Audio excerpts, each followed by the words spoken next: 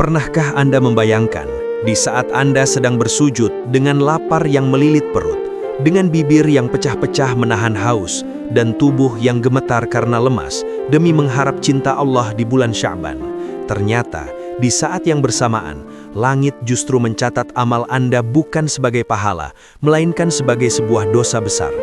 Sungguh menyakitkan ketika kita merasa sedang mendekat kepadanya dengan berpuasa, namun justru murka Allah yang kita dapatkan hanya karena kita sombong dengan ilmu yang dangkal. Kita merasa paling bertakwa, padahal kita sedang melanggar batasan yang telah ditetapkan Rasulullah SAW. Jangan sampai air mata taubatmu di malam hari sia-sia, karena siang harimu kamu habiskan dengan ibadah yang dilarang. Hati-hati, niat baik saja tidak cukup jika jalannya salah. Bisa jadi puasa yang Anda lakukan mulai hari ini bukan membawa Anda ke surga, tapi justru menyeret Anda ke dalam keharaman yang nyata. Simak video ini sampai tuntas. Jangan biarkan amalmu hangus menjadi abu sebelum Ramadan tiba. Sebelum kita lanjut, mari kita ketuk pintu rahmat Allah dengan menuliskan doa paling tulus di kolom komentar. Apa hajat yang paling membuatmu menangis saat ini? Tuliskan dan biarkan ribuan saudara kita di sini mengaminkannya. Jangan lupa bagikan video ini, karena satu orang yang selamat dari kesalahan berpuasa karena perantaramu adalah pahala jariah yang tidak akan pernah terputus. Assalamualaikum warahmatullahi wabarakatuh. Bismillahirrahmanirrahim. Alhamdulillahirabbil alamin. Allahumma salli ala sayyidina Muhammad wa ala ali sayyidina Muhammad. Amma ba'du. Para sahabat Ruang Hijrah, sebagaimana yang telah kita ketahui, bahwa pada bulan Sya'ban kita dianjurkan memperbanyak berpuasa. Memperbanyak berpuasa tentu maksudnya tidak hanya 1-2 hari berpuasa, tetapi lebih banyak, bisa 10 hari, 15 hari, atau 20 hari. Bahkan Rasulullah SAW mencontohkan puasanya beliau di bulan Sya'ban, lebih banyak dari puasa sunnah beliau di bulan-bulan lain selain bulan Ramadan. Sayyidatina Aisyah radhiyallahu anha memberikan kesaksian akan hal ini. Beliau berkata, "Ma ra'aitu Rasulullah sallallahu alaihi wasallam istakmala siyama syahrin illa Ramadan." Aku tidak pernah sama sekali melihat Rasulullah berpuasa secara sempurna sebulan penuh selain pada bulan Ramadan. Dan aku pun tidak pernah melihat Rasulullah berpuasa sunnah yang lebih banyak daripada berpuasa sunnah di bulan Sya'ban. Nah, Rasulullah sallallahu alaihi wasallam menganjurkan kita memperbanyak berpuasa di bulan Sya'ban. Tetapi Rasulullah SAW juga melarang kita berpuasa jika telah melewati nisfu Sya'ban, yakni telah melewati separuhnya dari bulan Sya'ban. Imam Abu Daud meriwayatkan sebuah hadis yang bersumber dari Sayyidina Abu Hurairah bahwa Rasulullah SAW pernah bersabda, "Idzan tasafa Sya'ban fala tasumu." Apabila telah melewati nisfu Sya'ban, janganlah kalian berpuasa. Berdasarkan hadis ini, para ulama madhab Syafi'i menetapkan hukum haram berpuasa bulan Sya'ban sejak tanggal 16 Sya'ban hingga akhir bulan Sya'ban. Syekh Abu Bakar Muhammad Syattah dalam kitab I'anatul Talibin menjelaskan, "Wa kadzalika yahrumu shaumu idzan tasafa Sya'ban lil haditsil warid fi dzalik." Demikianlah haram berpuasa setelah melewati pertengahan bulan Sya'ban. Berdasarkan hadis dari Rasulullah SAW, beliau bersabda, "Apabila telah melewati nisfu Sya'ban, janganlah kalian berpuasa." Namun, para ulama madhab Syafi'i memberikan pengecualian. Haram berpuasa setelah melewati nisfu Sya'ban, kecuali bagi orang yang sebelumnya telah berpuasa. Bagi yang berpuasa sebelum melewati pertengahan bulan Sya'ban, walaupun sehari, misalnya dia berpuasa pada tanggal 15 Sya'ban, maka dia masih diperbolehkan berpuasa sunnah hingga akhir bulan Sya'ban. Jadi, para sahabat, bagi yang terus berpuasa selama bulan Sya'ban sejak tanggal 1 sampai tanggal 15 Sya'ban atau hanya berpuasa pada tanggal 15 Sya'ban, yakni pada hari nisfu Sya'ban, maka dia boleh lanjut puasa sunnah. Puasa sunnah Sya'ban pada tanggal 16 Sya'ban, 17 Sya'ban, dan seterusnya hingga akhir bulan. Namun para ulama memberikan syarat lagi, kebolehan atau kesunahan berpuasa sunnah setelah nisfu Sya'ban bisa kembali menjadi haram jika ada satu hari tidak berpuasa. Misalnya begini, jika seseorang telah berpuasa Sya'ban pada tanggal 15 Sya'ban, maka dia boleh terus berpuasa tanggal 16 Sya'ban, tanggal 17 Sya'ban. Kemudian ketika dapat 3 hari berpuasa, lalu pada tanggal 18 Sya'ban dia tidak berpuasa, maka haram baginya berpuasa Sya'ban lagi hingga akhir bulan Sya'ban. Demikian penjelasan para ulama madhab Syafi'i dalam kitab-kitab fiqih yang mengikuti madhab Imam Syafi'i. Termasuk pula yang masih boleh berpuasa setelah melewati malam nisfu Sya'ban adalah orang yang telah terbiasa puasa Senin Kamis, puasa Daud. atau yang masih punya utang puasa bulan Ramadan hingga akhir bulan Sya'ban masih diperbolehkan berpuasa, bahkan wajib melakukannya, khususnya bagi yang masih punya utang puasa bulan Ramadan.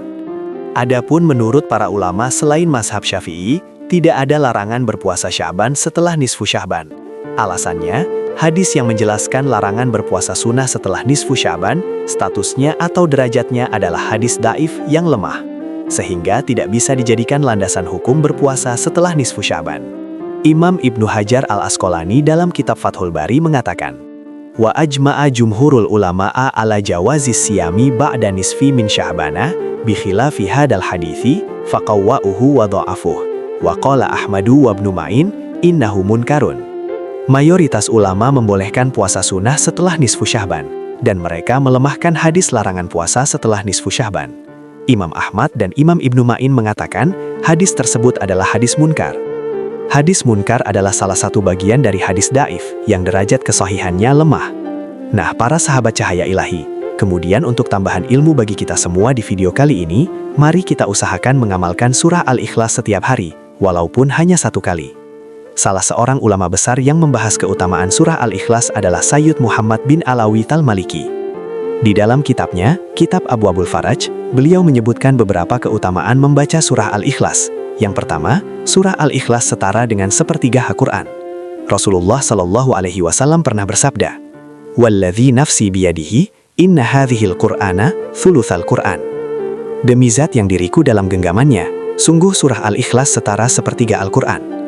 Sayyid Muhammad bin Alawi Al-Maliki dalam kitab Abwabul Faraj menjelaskan pendapatan para ulama tentang maksud surah Al-Ikhlas setara sepertiga Al-Quran. Salah satunya adalah pahalanya setara dengan pahala membaca sepertiga Al-Quran, yaitu 10 juz. Yang kedua, selamat dari segala keburukan. Membaca surah Al-Ikhlas bersama surah Al-Falaq dan surah An-Nas masing-masing 3 kali di pagi hari akan menjadi amalan keselamatan dari segala keburukan. Rasulullah SAW pernah bersabda, "Qul huwallahu ahad wal mu'awwidhatani idza amsayta tusbihu takfika min kulli syai'." Surah Al-Ikhlas, surah Al-Falaq dan surah An-Nas dibaca masing-masing 3 kali pada waktu sore dan waktu pagi akan mencukupkanmu dari segala keburukan. Bismillahirrahmanirrahim. Qul huwallahu ahad, Allahus samad, lam yalid walam yulad, walam yakun lahu kufuwan ahad. Katakanlah Muhammad, dialah Allah yang Maha Esa. Allah tempat meminta segala sesuatu. Allah tidak beranak dan tidak pula diperanakan, dan tidak ada sesuatu yang setara dengan Dia. Bismillahirrahmanirrahim.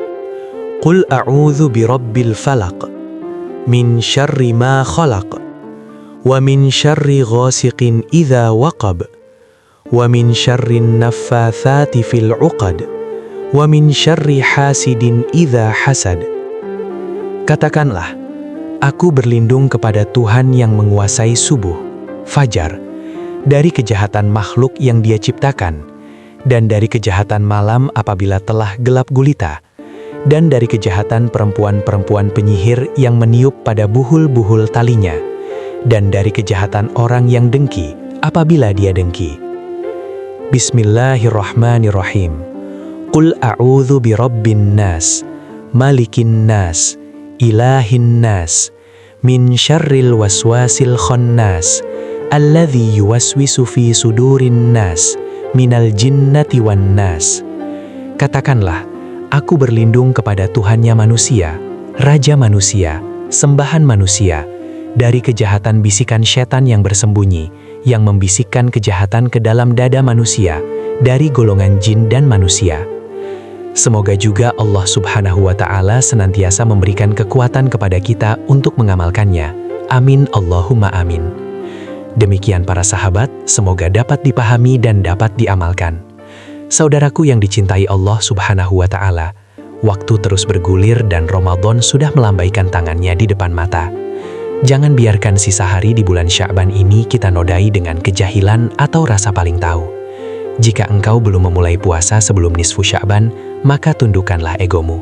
Berhentilah sejenak karena menaati aturan Allah dan Rasul-Nya jauh lebih mulia daripada memaksakan ibadah yang justru jatuh pada hukum haram.